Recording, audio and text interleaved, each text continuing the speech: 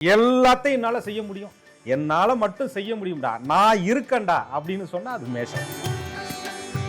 அவர்களுடைய confident level தான் அவங்களுடைய அழகுக்கு முக்கியமான காரணமா இருக்கு. கோபத்துல கூடங்க அவ்வளவு கியூட்டா இருந்தாங்க மேஷராசிக்கு. கோபத்துல கூட கோபப்பட்டாலும் கூட நிப்பானே, கோபப்பட்டாலும் எதிர்த்து நிப்பானே, கோபப்பட்டாலும் எனக்காக நிப்பானே அப்படின்னு சொன்னா மேஷம். ஆக மேஷராசிக்காரர்களுடைய அந்த கான்பிடன்ட் தாங்க அழகு. மேஷத்தோட அழகு என்கிறது சண்டை ஓடுறதுல தாயா நீ அழகு. சண்டைக்கு பின்னாடி ஒரு சமாதானப்படுத்துற பத்தியா, அது அதை விட அழகு. அழகுக்கு தன்னம்பிக்கையும் கான்பிடன்ட்டும் இறைவன் கொடுத்த வரம்னு சொல்லலாம். அதனாலதான் மேஷராசிக்காரர்கள் எல்லை சாமின்னு சொல்றாங்க. அந்த முருகன் இடத்திலே நம்பிக்கை வைக்குதுன்னு சொன்னா, எவன் கைவிட்டாலும் எங்க அப்பன் கைவிட மாட்டான்ங்கிற நம்பிக்கையை சரணாகதியாக வைக்குதுன்னு சொன்னா அது மேஷராசி.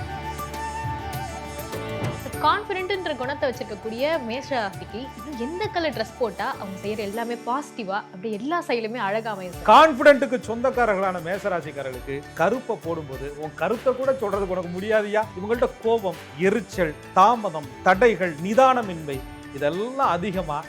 கருப்பு நிறத்தை மேஷராசிக்காரங்க அணிஞ்சிட்டு போகும்போது 1008 பிரச்சனை இல்லை, 1008 பிரச்சனையை மேஷராசிக்காரர்கள் சந்திக்க வேண்டியிருக்கும். மேஷத்துக்கு ராசியான கலர்னஸ் போட்டு நீங்க இந்த கோவிலுக்கு போனீங்கன்னா உங்க லைஃபே மாறிடுங்க அப்படின்னு நம்ம எந்த கோவில் சொல்லலாம்? மேஷத்தை பொறுத்தவரையும் பொதுவாகவே நம்ம லைஃப்ல பார்த்தீங்கன்னா ஒவ்வொரு விஷயங்களையுமே மாற்றங்கள் தேவைப்படும். அதுவும் ஜோதிட ரீதியா இந்தந்த விஷயங்கள் மாற்றம் இருக்கலாம்னு சொல்லலாம். ஏன்னா ஒவ்வொரு ராசிக்காரங்களுமே ஒவ்வொரு விஷயத்துல அழகுதான். ஸோ அந்த வகையில அவங்களுடைய அழகு சேர்க்கிற விதமா இருக்கக்கூடிய கலர்ஸா இருக்கட்டும், ட்ரெஸ்ஸா இருக்கட்டும், இல்லை இந்தந்த இடத்துல இந்த கோயிலுக்குலாம் போனீங்கன்னா பெஸ்டா இருக்கும்பா, இந்த மாதிரி எல்லா விஷயங்களும் நம்ம பார்க்க போறோம், மேஷம்ல இருந்து மீனம் வரைக்கும். ஸோ இது எல்லாத்தையுமே நமக்கு ஜோதிட ரீதியா பகிர்வதற்காக நம்மளோட ஜோதிட நிபுணர் அஸ்ட்ராலஜர் கோகுலக்கண்ணன் சார் நமக்காக இருக்காங்க. வணக்கம் சார். வணக்கம். குரு வாழ்க, குருவே துணை. சார், முதலாவதா பார்க்கக்கூடிய ராசி மேஷராசி. ஸோ ஒரு பக்கம் தன்னம்பிக்கை, ஒரு பக்கம் தைரியம், இதுவே அவங்களுக்கு பெரிய அழகு தான். ஸோ இந்த அழகுக்கு அழகு சேர்க்கிற விஷயமா என்னெல்லாம் இருக்க போகுது சார்? நீங்க சொன்ன மாதிரி முதலாவதாக நிற்பதே ஒரு அழகு தான். ஏன்னா மேஷம் காலச்சக்கரத்தினுடைய 12 ராசிகளிலே முதலாவது ராசி. அது அன்பாக இருந்தாலும் சரி, பிரச்சனையாக இருந்தாலும் சரி, வம்பாக இருந்தாலும் சரி, வழக்காக இருந்தாலும் சரி, எதுலையும் நான் முன்ன நிற்கிறேன் அப்படின்னு சொல்றதுக்கு ஒரு தைரியம் வேணும்ல, அதுதான் மேஷத்தினுடைய அழகு. சில பேர் பேசுனா அழகாக இருப்பாங்க, சில பேர் நடை உடை பாவனையில் அழகாக இருப்பாங்க, சில பேர் வந்துட்டாலே ஒரு கைதட்டல் வருதுல்ல, அந்த இடத்துல ஒரு அமர்க்களம் இருக்குல்ல, ஒரு தைரியம் பிறக்குதுல, இவங்க இருக்காங்க காப்பாற்றுவாங்க அப்படிங்கிற ஒரு நம்பிக்கை பிறக்குதுல்ல, அந்த நம்பிக்கை தான் மேஷம். ஏன்னு சொன்னால் அவங்க முகத்துலங்க ஃபில்டரே இல்லாத ஒரு கான்ஃபிடென்ட் இருக்கும். அவங்கள்ட்ட இது நம்ம செய்யலாம் செய்யக்கூடாது அப்படிங்கிற குணாதிசயமே கிடையாது. எல்லாத்தையும் என்னால் செய்ய முடியும், என்னால் மட்டும் செய்ய முடியும்டா, நான் இருக்கேன்டா அப்படின்னு சொன்னால் அது மேஷம். அவர்களுடைய கான்ஃபிடென்ட் லெவல் தான் அவங்களுடைய அழகுக்கு முக்கியமான காரணமாக இருக்குது. கோபத்தில் கூடங்க அவ்வளவு கியூட்டாக இருப்பாங்க மேஷராசிக்காரர். கோபத்தில் கூட, அந்த கோபத்தில் கூட இவன் என் ஆள்றா, இவன் என் ஆளு அப்படின்னு ஒருத்தர் சொல்கிறாங்கன்னு சொன்னால் அது மேஷத்தை பார்த்து தான். கோவப்பட்டுட்டானே விட்டுட்டு போயிடுவான் அப்படிங்கிற பயம் வராது. கோவப்பட்டாலும் அரவணைப்பானே, கோவப்பட்டாலும் கூட நிற்பானே, கோவப்பட்டாலும் எதிர்த்து நிற்பானே, கோவப்பட்டாலும் எனக்காக நிற்பானே அப்படின்னு சொன்னால் மேஷம். ஆக மேஷராசிக்காரர்களுடைய அந்த கான்ஃபிடென்ட் தாங்க அழகு. மேஷத்தினுடைய தன்னம்பிக்கை தாங்க அழகு. முதல் நாள் கோவப்படுவான், உரிமை எடுத்து பழகுவான், ஏன் பேசலைன்னு கேட்பாங்க. அது ஆணாக இருந்தாலும் மேஷராசிக்காரர்கள் பெண்ணாக இருந்தாலும் கூட ஏன்டா பேசலை அப்படின்னு கேட்கக்கூடிய உரிமை தான் அழகு. அதுக்கப்புறம் உரிமையாக சண்டை போடுவாங்க, அது ஒரு அழகு. அதுக்கப்புறம் கோவிச்சுட்டு போவாங்க, அது ஒரு அழகு. திரும்ப கூப்பிட்டு அரவணைப்பார்கள், அது ஒரு அழகு. ஆக மேஷத்தோட அழகு என்கிறது சண்டை ஓடுறதுல தாயா நீ அழகு. சண்டைக்கு பின்னாடி ஒரு சமாதானப்படுத்துற பத்தியா, அது அதை விட அழகு. ஆக மேஷத்தினுடைய அந்த அழகுக்கு தன்னம்பிக்கையும் கான்ஃபிடென்ட்டும் இறைவன் கொடுத்த வரம்னு சொல்லலாம். அதனால தான் மேஷராசிக்காரர்கள் எல்லை சாமின்னு சொல்கிறாங்க. பொதுவாங்க மேஷராசிக்காரர்கள் அந்த ஒரு தலை நிமிர்ந்து தலை குனியாமல் அப்படி அந்த ஷோல்டர்லாம் அப்படியே ஸ்ட்ரைட் ஃபார்வேர்டில் நின்றுட்டு அந்த நடந்து வரக்கூடிய அந்த கம்பீரம் அழகுன்னு சொல்லுவோம். அந்த பார்க்கக்கூடிய பார்வை நெத்திக்கு நேராக அப்படியே முகத்துக்கு நேராக பார்க்கக்கூடிய அந்த பார்வையை அழகுன்னு சொல்லுவோம். அந்த செந்நிற கண்கள், அந்த கோபத்தில் கூட அப்படியே சிவந்த கண்கள் அழகுன்னு சொல்லுவோம். நான் இருக்கிறேன் அப்படின்னு சொல்லக்கூடிய அந்த துணிவை மேஷத்தினுடைய அழகுன்னு சொல்லுவோம். அதை மேஷராசிக்காரர்களை பொறுத்தவரையும் அவங்கள்ட்ட ஒரு சூப்பரான ஒரு சுப்ரீம் பவர் இருக்குது அப்படின்னு சொன்னால் கான்ஃபிடென்ட்டை தவிர வேறு எதுவுமே கிடையாது.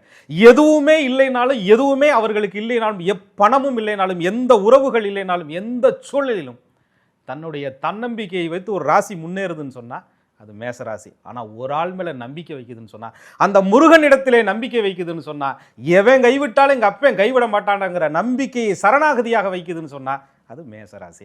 அந்த நம்பிக்கை அவர்கள் மேல் விட முருகன் மேல் அவர்களுக்கு அதிகமாக இருக்கும். அதனால மேஷத்தினுடைய நம்பிக்கை என்றுமே ஜெயிக்கும். ஸோ கான்ஃபிடென்ட்ன்ற குணத்தை வச்சிருக்கக்கூடிய மேஷ ராசிக்கு இன்னும் எந்த கலர் ட்ரெஸ் போட்டால் அவங்க செய்கிற எல்லாமே பாசிட்டிவாக அப்படி எல்லா சைடுலுமே அழகாக அமையும் சார்? கலர்ஸ் அப்படிங்கிறதுக்கும் மேஷத்திற்கும் நிறைய தொடர்புகள் இருக்குது. சொல்லப்போனால் 12 ராசிகளுமே இந்த வர்ணங்களை பயன்படுத்தும் போது அவர்களுடைய மிடுக்கு, அவங்களுடைய வசீகரம் என்பது அதிகரிக்கும். அதில் சும்மாவே மேசராசி அப்படி அக்னியை நெருப்பை தெறிக்க விடக்கூடிய ஒரு ராசி. நெருப்புனா உங்களுக்கு தெரியும், அப்படியே இளஞ்சிவப்பு நிறம் அப்படின்னு சொல்லுவாங்க. மேசராசிக்காரர்களை பொறுத்தவரைங்க தனக்கு பிடித்த ஒரு கலர், தன்னுடைய மன அமைதியை சாந்தப்படுத்தக்கூடிய ஒரு கலர்ஸ், அது உடை போட்ட அன்னைக்கே அவங்களுக்கு தெரியும். அந்த நாளோட வித்தியாசமே அவங்களுக்கு தெரியும். இன்னும் சொல்ல போனால் நம்ம வீடியோ பார்த்ததுக்கப்புறம் சூப்பராக தெரியும். மேசராசிக்காரர்கள் தனக்கு பிடித்த உடையை அணிந்து அப்படி போகும்போது பிடிக்காதவன் சண்டை போட்டாலும் சரி, அன்னைக்கு என்னமோ சமாதானமாக சரின்னு விட்டுட்டு போயிடுவாங்க. இதே மேசராசிக்கு ஆகாத கலரை உடுத்திட்டு போகும்போது பிடிச்சவனே எதுக்க வந்தாலும் சரி, ஏதோ ஒரு வார்த்தை தாங்க, சண்டை சும்மா தூள் பறக்கும். ஏன்னா மேசராசிட்ட ஒரு குணம் இருக்கு, கோபத்துக்கு அடிமை இல்லை மேசராசி, கோபமே ஒருத்தன்ட்ட அடிமைப்படுதுன்னா அதுதான் மேசராசி. சார், இப்போ மேஷராசிக்கு ரெட்டு தான் ராசியான கலரா இல்லை வேற எதுவும் ராசியான கலர்ஸ்லாம் இருக்கா? மேசம்னா ரெட்டு தான் மேஷத்தினுடைய பவரே. ஏன்னா ஆரஞ்சு கலர் இவங்களுக்கு அட்ராக்ஷனாக கொடுக்கும், வசீகரத்தை கொடுக்கும், இவங்களுக்கு பெரிய புகழ் பாக்கியம் எல்லாத்தையும் கொடுக்கக்கூடிய கலர்னு எடுத்துட்டோம்னா எல்லோ கலர். மேஷராசிக்காரர்களுக்கு ராசியாதிபதினு சொல்லக்கூடிய அந்த செவ்வாய் ரெட்டு பவர். 5 கூடைய பூர்வ புண்ணியாதிபதினு சொல்லக்கூடிய சூரியன் ஆரஞ்சு ஃபேண்டா கலர் அட்ராக்ஷனை கொடுக்கும். 9 கூடைய பாக்கியாதிபதி குரு மதிப்பை கொடுக்கும், மரியாதையை கொடுக்கும், புகழை கொடுக்கும். ஆக மேசராசிக்காரர்களுக்கு சிவப்பு, ஆரஞ்சு, மஞ்சள் அற்புதமான யோக கலர். சார், அந்த ஆரஞ்சு எல்லோ கூட ஓகே சார், ஆனால் ரெட்டுனாலே எல்லாருமே ஒரு அலர்ட், ஒரு டேஞ்சர், ஐயோ ரெட் சிக்னலா அப்படின்னுவாங்க. ஆனால் ராசியான கலர்ல மேஷத்துக்கு ரெட் அமைஞ்சிருக்கே சார். அதாவதுங்க எல்லோரையும் பாதுகாக்கக்கூடிய சாமி எங்க இருக்கும்? ஊருக்கு எல்லையில வெளியில இருக்கும் சார். எல்லை சாமியா நிற்கும், ஊருக்குள்ள கருவறையில காக்கும் தெய்வம் நிற்கும். அந்த தெய்வத்திற்கு பாதுகாப்பா எல்லை சாமி நிற்கும். இந்த நாட்டுக்கு பாதுகாப்பா யார் நிற்கிறா? நம்மளுடைய ராணுவ வீரர்கள் எல்லாருமே அந்த ஒரு பார்டர்ல நிக்கிறவங்க தான். சரி, வெளியில நிற்கிறவங்க. ஆக எல்லாத்துக்கும் முதன்மையா ஒருத்தன் ப்ரொடெக்ஷன் பண்ணி பாதுகாப்பா ஆயுதத்தோட ஒருத்தர் நின்னா அது மேஷம். அதனாலதான் செவ்வாயை நாங்கள் ராணுவம், மிலிட்ரி, போலீஸ், காவல்னு சொல்றோம். எதற்காக சிவப்பை எச்சரிக்கைன்னு சொல்றோம்? எதுக்காக மேஷத்திற்கு சிவப்பு தான் பாக்கியம்னு சொல்றோம்? எதுக்காக மேஷத்திற்கு சிவப்பு தான் அரண்னு சொல்றோம்? எதுக்காக மேஷத்திற்கு சிவப்பு தான் அட்ராக்ஷன் சொல்றோம்? எதுக்காக மேஷத்திற்கு சிவப்பு தான் தன்னம்பிக்கைன்னு சொல்றோம்னா, மேசராசிக்காரர்கள் நிற்கும் போது பாதுகாப்புங்க. உனக்கு வரக்கூடிய ஆபத்திற்கு அவர்கள் எச்சரிக்கை மணி, உனக்கு வரக்கூடிய பிரச்சனைக்கு அவர்கள் எச்சரிக்கை மணி, உனக்கு வரக்கூடிய எல்லா கஷ்டங்களுக்கும் நான் இருக்கண்டா அப்படின்னு சொல்லக்கூடிய ஒரு எச்சரிக்கை மணிதான் மேஷத்தினுடைய சிவப்பு. அந்த சிவப்பு என்னைக்குமே மேஷத்திற்கு அழகு. அதனால தான் சிவப்பு அரளிப்பூவை தரித்து முருகப்பெருமான் மேஷத்திற்கு நான் இருக்கண்டா அப்படின்னு சொல்லிட்டு நிற்கிறார். ஆக மேஷம் என்பதே சிவப்பு, சிவப்பு என்பதே பாதுகாப்பு. உன்னை பாதுகாக்கக்கூடிய அற்புதமான ப்ரொடெக்ஷன் தான் மேஷம். சார், இப்போ மேஷத்துக்கு ரெட்டு, ஆரஞ்சு, எல்லோன்னு ராசியான கலர்ஸ் எல்லாமே பார்த்துட்டோம். அப்போ அவாய்டிங் கலர்ஸ் எதுவும் இருக்கா? ஏன்னா ஒரு சிலர் இந்த நெகட்டிவ் கலர்ஸ் எல்லாம் ரொம்ப டேஞ்சர்னு சொல்றாங்க, அதெல்லாம் உண்மையா சார்? முதல்ல யோகமான கலர்னு எதை வச்சு சொல்றோம் அப்படின்னா, ராசியாதிபதி செவ்வாய், அவருடைய கலர் சிவப்பு. 5 கூடைய பூர்வ புண்ணியாதிபதி சூரியன், அதுக்கு ஃபேண்டா கலர் இளஞ்சிவப்பு நிறம் அப்படின்னு சொல்றோம். காலையில சூரிய பகவானை பாருங்க, அப்படியே இளஞ்சிவப்பு நிறத்தில் அருணோதயத்தில் இருப்பார். சொல்லவே வேண்டாம். குரு 9 கூடைய பாக்கியாதிபதி பொன்னிறம், கோல்டன் கலர், மஞ்சள் நிறம், இதெல்லாம் மேஷத்திற்கு புகழை பாக்கியத்தை கொடுக்கக்கூடிய நிறம்னு சொல்றோம். மேஷத்தோட பொறுப்பு என்ன தெரியுங்களா? எனக்கு ஒரு பொறுப்பை கொடுக்கணும், நீ என்கிட்ட வேலையை கொடுத்துட்டு அப்புறம் பேசியா அப்படின்னு சொல்லக்கூடியது மேஷம். அதுல குறை இருந்தா அப்புறம் சொல்லு அப்படின்னு சொல்லக்கூடியது மேஷம். குறை இல்லாமல் அவர்களை ட்ரிகர் பண்ணா அவங்களுக்கு ரொம்ப கோபம் வரும். ஆக மேசராசிக்காரர்கள் இருக்கக்கூடிய பொறுப்பு மட்டும் இல்லாது இருக்கக்கூடிய பொறுப்புகளை எல்லாத்தையும் எடுத்துக்கிட்டு தன்னுடைய தலைமை தகுதியை நிரூபிக்கக்கூடிய ஒரு தன்மை கொண்டவர்கள். அது ஆணாக இருந்தாலும் பெண்ணாக இருந்தாலும், குடும்பத்திலையும் சரி, தொழிலையும் சரி, சமுதாயத்திலையும் சரி, காதல்லையும் சரி முன்ன நிற்கக்கூடிய ஒரு ராசி. ஆகாத கலரை போடும்போது இந்த குணங்கள் என்ன செய்யுது? இன்னும் கொஞ்சம் அவங்களுக்கு பிரச்சனையை கொடுக்க ஆரம்பிச்சிருது. அப்படி மேசராசிக்காரர்களுக்கு டார்க் கலர்ஸ் அப்படி சொல்லக்கூடிய, அவர்களுக்கு பாதகாதிபதினு சொல்லக்கூடிய சனி பகவானுடைய நிறங்கள் எல்லாம் மேசராசிக்காரர்களுக்கு ஒத்து வராது. சனி பகவான் ஆட்டோமேட்டிக்கா பிளாக்கும் வந்துருதே சார். பிளாக்கு, நீலம், ப்ளூ அந்த மாதிரி டார்க் ஃபேமிலி எல்லாமே மேசராசிக்காரர்களுக்கு அவர்களுக்கு பிடித்த நிறமாக சிலருக்கு லக்னத்தின் அடிப்படையில் இருந்தாலும் இந்த நிறங்களை பயன்படுத்தும் போது மேஷத்தினுடைய அந்த ஆக்ரோஷமான அந்த வேகம் என்பது அதிகப்பட்டு போயிடுது. அந்த நேரத்தில் குடும்பத்துக்குள்ளே சண்டை போடுவாங்க. ஒன்றும் இல்லாத சாப்பாட்டு பிரச்சனைக்கு கருப்பு கலரில் ட்ரெஸ் போட்டுக்கிட்டு மேசராசிக்காரர்கள் சாப்பிடுன்னு சொன்னால் சாப்பிட்றதுக்கு குத்தமாயா அப்படிங்கிற மாதிரி மேசராசிக்காரர்களுடைய கோபம் அதிகப்படும். அப்படியே வெளியில் வரும்போது டிராஃபிக்கில் மாட்டிக்கிறது, அங்கே போகிறவனை திட்டுறது, வரவனை திட்டுறது, ஆஃபீஸுக்கு போகிறது, அங்கே போய் டென்ஷன் எடுக்கிறது. இவர்கள் இன்னைக்கு யாரு கூடயும் சத்தமே போடக்கூடாது, சஷ்டி விரதம்யா, இன்னைக்கு நான் மௌன விரதம்யான்ட்டு மேசராசிக்காரர்கள் போனாங்கன்னா அன்னைக்கு தான் அவர்களுக்கு சோதனை காலமே அதிகமாக இருக்கும். கருப்பு உடை அணிந்து மேஷம் செல்லும் பொழுது அட்டேங்கப்பா வாழ்க்கையே கருப்பாகக்கூடிய அளவிற்கு அவர்களுக்கு அன்னைக்கு தான் பிரச்சனை அதிகமாகக்கூடியதை நம்ம அதிகமாக பார்க்குறோம். அதே மாதிரி இந்த மேசராசிக்காரர்கள் டார்க் ப்ளூவை பயன்படுத்தும் போது அவங்க ஒரு வேலையை செஞ்சு முடிக்கணும், இன்னைக்கு இந்த காரியத்தை நான் முடிச்சுட்டு தான் தூங்குவேன் அப்படின்னு திட்டமிடக்கூடிய ஒரு ராசி. ஆனால் அந்த வேலை 1008 தடங்களில் போய் முடியும்.